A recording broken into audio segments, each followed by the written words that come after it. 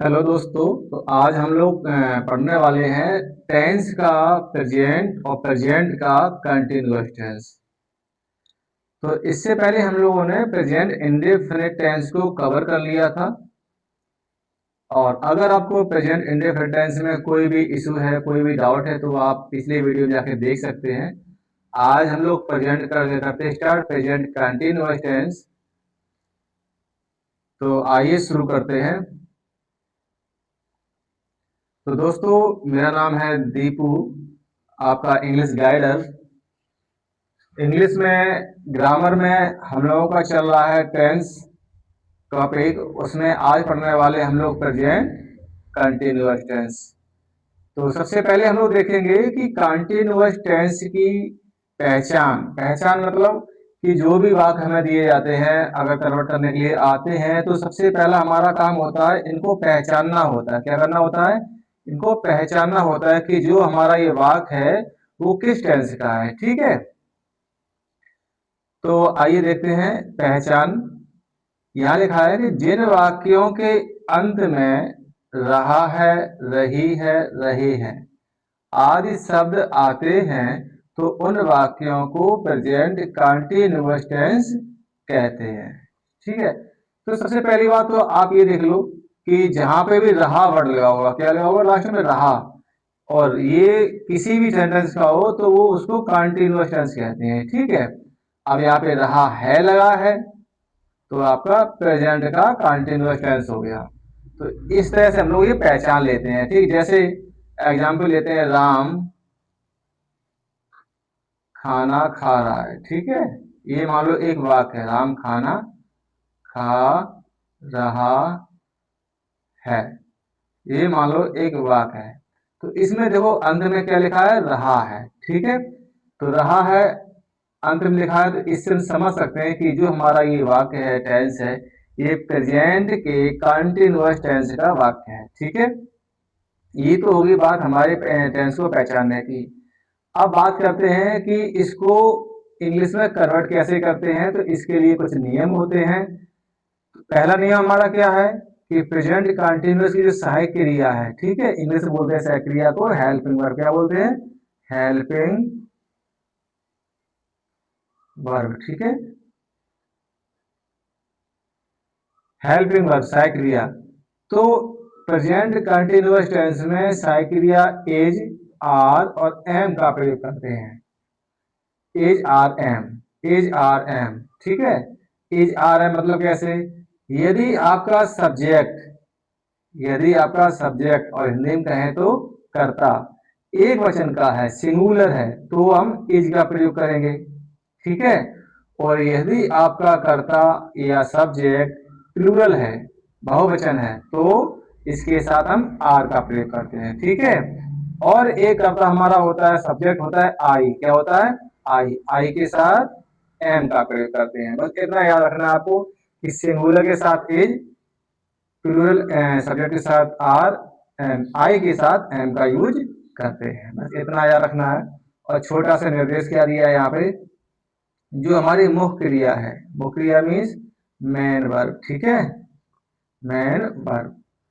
तो इसमें क्या होता है, हम आईएनजी का प्रयोग करते हैं। किसका प्रयोग करते हैं? आईएनजी का। ठीक है, जैसे हमने एक एग्जाम्पल लिया था, राम खाना खा रहा है, तो सबसे पहले लिखेंगे सब्जेक्ट राम।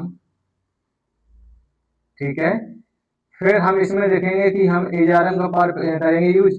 तो राम हमारा सिंगुलर है, क्या है? सिंगुलर है। ये जो राम हमारा सब्जेक्ट है ये सिंगुलर है, तो यहाँ पे हम करेंगे एज का भी यूज, राम एज। अब आता है मैन वर्ब। मैन वर्ब हमारा क्या है? खाना।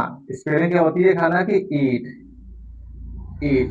ठीक है, और यहाँ लिखा है निर्देश में कि मुख्य क्रिया में आईएनजी का प्रयोग करते हैं, तो हम कर देंगे यहाँ पे ईटिंग। ठीक है, सिंपल है बहुत। ये टेंस, ये मालूम टेंस बहुत सिंपल है। तो राम इज ईटिंग, लास्ट में क्या बचा? खाना, यानी कि द फूड। ठीक है, तो ये हमारा टेंस हो गया, Ram is eating the food. ये इस तरह से हम ये सिंपली सबसे पहले क्या करते हैं, प्रेजेंट कंटीन्यूअस टेंस की बात कर रहे हैं। और यदि हमें सबसे पहले वाक्य दिया गया है कन्वर्ट करने के लिए, सबसे पहले देखते हैं इसको पहचानते हैं, आइडेंटिफाई करते हैं कि ये टेंस जो है ना किस वाक्य का किस टेंस का वाक्य है। तो जिन वाक्यों के अंत में रहा है, रही है, रहे हैं आदि शब्द आते हैं उन्हें प्रेजेंट कंटिन्यूअस टेंस कहते हैं। और इसमें सहायक क्रिया आपकी इज आर एम का प्रयोग होता है। सिंगुलर है तो इज, प्लूरल है तो आर एंड आई के साथ एम का प्रयोग करते हैं। निर्देश मुख्य क्रिया में आईएनजी का प्रयोग करता है। बस इतनी छोटी सी बात है। अब आगे देखते हैं, कुछ एग्जाम्पल लेते हैं ताकि जो भी आपको मैंने बताया है, ये नियम बताए हैं, पहचान बताई, इससे आपको अच्छे से समझ सको। तो पहला हम एग्जाम्पल लेते हैं, वह खेल रहा है। क्या है? वह खेल रहा है। ठीक है। अब देखो सबसे पहले क्या करना है, इसको पहचानना है। तो भाई देखो यार अंत में क्या है? रहा है। तो जिन वाक्यों के अंत में रहा है, रही है, रहे हैं आदि शब्द आते हैं उनको हम, तो यहाँ पे भी लिखा रहा हूँ। ठीक है। यहाँ लिखा रहा है। ठीक है। तो ये जो वाक्य लास्ट में अंत में आते हैं, वाक्य अंत में, इनको हम प्रेजेंट कंटीन्यूअस टेंस कहते हैं। अब ऊपर दिया है देखो, subject plus helping verb plus main verb plus object. तो ये क्या होते हैं? ये सेंटेंस बनाने के नियम होते हैं। यानी कि इन, और ये चीज बता दूं मैं आपको कि सेंटेंस कोई भी हो, चाहे वो present, past, future, perfect, continuous, कुछ भी हो, रचना आपका या तरीका जो आपका होता है बनाने ना, वो यही रहता है। सबसे पहले लिखेंगे सब्जेक्ट, फिर लिखेंगे हेल्पिंग वर्ब, फिर मेन वर्ब और फिर ऑब्जेक्ट। ठीक है।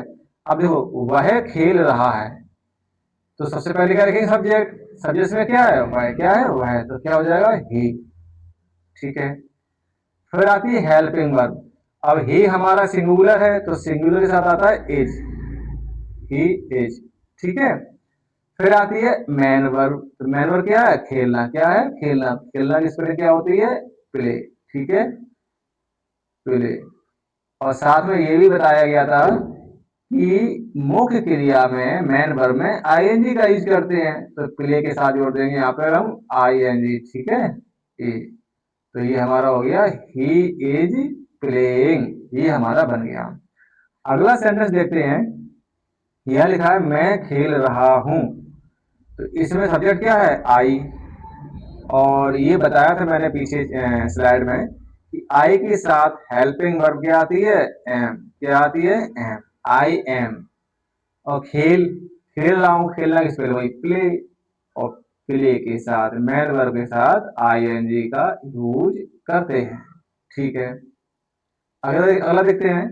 अगला सेंटेंस हमारा है वह बाजार जा रहा है, तो यहाँ पे भी सब्जेक्ट हमारा क्या है? ही। ठीक है। अब ही सिंगुलर है तो इज आ जाएगा, ही इज। अब आई जाना, यानी कि गो। क्या है? गो। और गो की मेन वर्ब है तो इसमें क्या जाएंगे? आईएनजी, यानी गोइंग। फिर बचा क्या? बाजार, तो गोइंग टू मार्केट। हो गया सेंटेंस बस। सिंपल है। आप लोग पता नहीं क्यों टेंस के मामले में डरते हैं कि टेंस इतने सारे नियम, ये कुछ नहीं, बस प्रैक्टिस की जरूरत होती है। ठीक है। प्रैक्टिस करते करते आपको नियम भी याद हो जाएंगे। चलिए कुछ और एग्जाम्पल लेते हैं आपको, ताकि आपको जो भी डाउट है वो और क्लियर हो जाए। देखिए यहाँ आपको एक दो तीन चार पांच टेंस दिए हैं और पांचों में देखिए यहाँ पर रहे, रहे हैं, रहे हैं, रहे हैं, रहे, मतलब ये सभी टेंस क्या है? प्रेजेंट कंटिन्यूअस के हैं।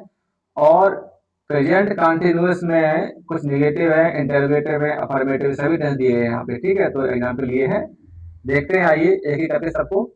ये लिखा है वे मैच खेल रहे हैं। ठीक है। तो यहाँ सब्जेक्ट क्या है? वे की स्पेलिंग दे। ठीक है। दे। इसके बाद क्या होता है? दे हमारा प्लूरल है, तो यहाँ पे क्या आएगी? Helping verb, they are. फिर आई खेल, खेलना की, दे आर प्ले। और प्ले के साथ आईएनजी, तो दे आर प्लेइंग। क्या बचा? मैच। Playing the match. ये लो श्रीमान भैया, ये लो, ये हो गया आपका। ठीक है। They are playing the match. अगला देखते हैं। वे मैच नहीं खेल रहे हैं। अब देखो यहाँ पे ये नहीं वर्ड आ गया, यानी ये नहीं का मतलब नकारात्मक, यानी ये सेंटेंस आपका नेगेटिव है। तो नहीं की स्पेलिंग क्या होती है? नॉट। और नॉट कहाँ लगाते हैं? हेल्पिंग वर्ब के बाद में हमेशा। ठीक है। तो देखिए सेम वही है। सब्जेक्ट आपका क्या है? दे। हेल्पिंग वर्ब आपका आर। और नॉट की स्पेलिंग लगा देंगे आज हेल्पिंग वर्ब के बाद, दे आर नॉट, ये नहीं की स्पेलिंग नॉट लगा दी। ठीक है। कहाँ लगाते हैं, हेल्पिंग वर्ब के बाद में। तो they are not playing the match, same है, कुछ नहीं अंतर, नहीं की स्पेलिंग आपको जोड़ देनी है, ठीक है। प्लेइंग द मैच, सिंपल है। अगला देखते हैं, क्या वे मैच खेल रहे हैं। आप देखो ये है इंटेरोगेटिव, कैसा है, इंटेरोगेटिव। हिंदी में बात करें तो इसे कहते हैं प्रश्नवाचक वाक्य, ठीक है, क्योंकि इसमें प्रश्न पूछा गया है कि क्या वे मैच खेल रहे हैं। तो इसमें क्या होता है कि जब भी कोई वाक्य इंटरोगेटिव होता है तो जो हेल्पिंग वर्ब होती है वो सब्जेक्ट से पहले पहुंच जाती है, ठीक है। तो जैसे ये आर यहाँ पे होता है सब्जेक्ट के बाद में, तो यहाँ पे क्या होगी, आर पहले आ जाएगी, तो क्या हो जाएगी, आर दे, ठीक है, प्लेइंग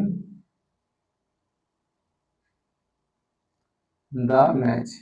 हो गया सिंपल।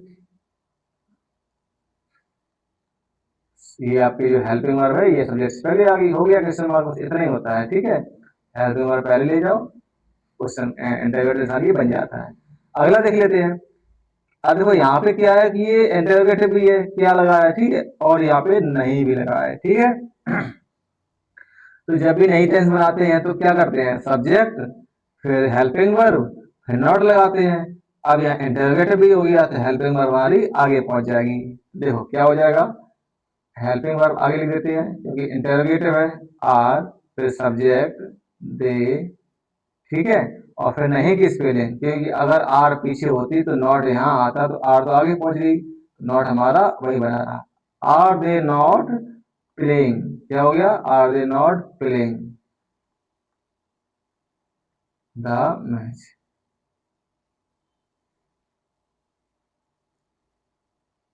ये लो, ठीक है, सिंपल है। इंटरोगेटिव है तो हेल्पिंग वर्ब आते आगे आती है और नहीं की स्पेलिंग नॉट लगा देते हैं। अगला दे लेते हैं। अगला हमारा, वे मैच क्यों नहीं खेल रहे हैं। आप देखो जरा, यहाँ पे भी इंटरोगेटिव है, क्वेश्चन मार्क है, और नहीं भी लगा हुआ है, ठीक है। लेकिन ये जो क्वेश्चन मार्क है या जो इंटरोगेटिव है, प्रश्नवाचक ये जो वाक्य है, इसमें प्रश्नवाचक शब्द दिया गया है, जैसे क्यों, कब, कैसे, कहाँ, क्या, ये सब, ठीक है, ये हमेशा वाक्य बीच में आते हैं। और इधर ये क्या दिया, ये वाक्य स्टार्ट में दिया है, तो ये आपका हेल्पिंग वर्ब से काम चल जाता है। और अगर ये इंटरोगेटिव वाले जो वर्ड दिए रहते हैं प्रश्नवाचक वर्ड, और ये वाक्य बीच में होते हैं, तो इनकी स्पेलिंग भी आपको लिखनी पड़ती है, ठीक है। तो यहाँ लिखा है क्यों, क्यों की स्पेलिंग क्या होती है, वाई, क्या होती है, वाई, डब्ल्यू एस वाई, ठीक है, वाई। फिर आती है हेल्पिंग वर्ब आर, ठीक है, वाई आर। फिर subject they, why are they. फिर नहीं की spelling not, why are they not. खेलना, प्ले, यानी कि प्लेइंग, प्लेइंग द मैच।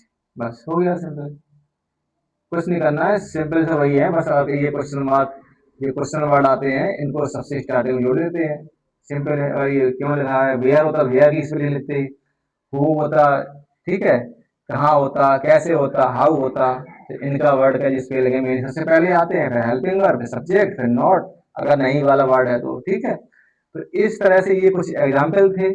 तो हम लोगों ने आज देखा present continuous tense, present continuous की पहचान देखी, जिन वाक्यों के अंत में रहा है, रही है, रहे हैं आदि शब्द आते हैं, प्रेजेंट कंटिन्यूअस टेंस कहते हैं। फिर नियम में हेल्पिंग वर्ब इज आरएम का प्रयोग करते हैं और मुख्य क्रिया में आईएनजी का यूज करते हैं, ठीक है। फिर हम लोगों ने कुछ एग्जाम्पल देखी जिसकी सहायता समझने का प्रयास किया है। तो आई होप आपको ये टॉपिक अच्छे समझ में आ गया होगा। फिर भी आपको कोई डाउट रहता है तो आप कमेंट बॉक्स में इसको बता सकते हैं।